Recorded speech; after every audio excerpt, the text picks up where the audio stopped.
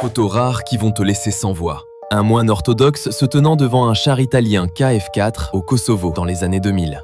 Un poisson au supermarché avait l'un de ces parasites isopodes qui remplacent la langue. Oldsmobile Toronado 70X de 1967. Le niveau de détail sur la colonne de Marc Aurèle à Rome, achevé vers 193 après Jésus-Christ. Une lampe de poche confisquée à un détenu. Photo unique dans une vie d'un merle voyageant sur le dos d'un balbuzard pêcheur dans le Michigan.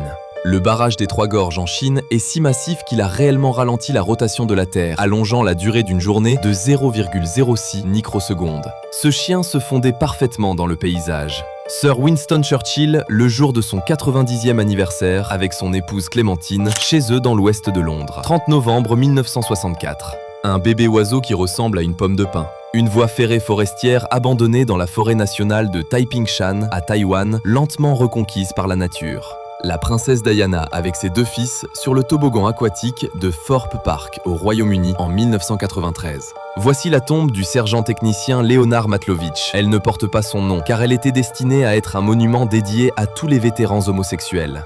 Un important glissement de terrain frappe le projet de tunnel du Kerala.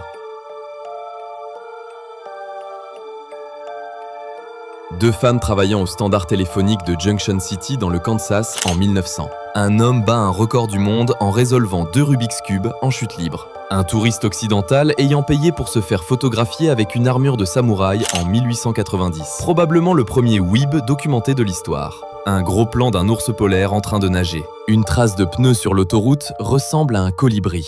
Un accessoire d'effets spéciaux pratiques hyper réaliste abandonné, photographié après que le latex structurel à l'intérieur de la tête s'est détérioré avec le temps, le faisant s'affaisser dans cette posture terrifiante et contre nature. Un camion transportant du nitrate d'ammonium prend feu, puis explose.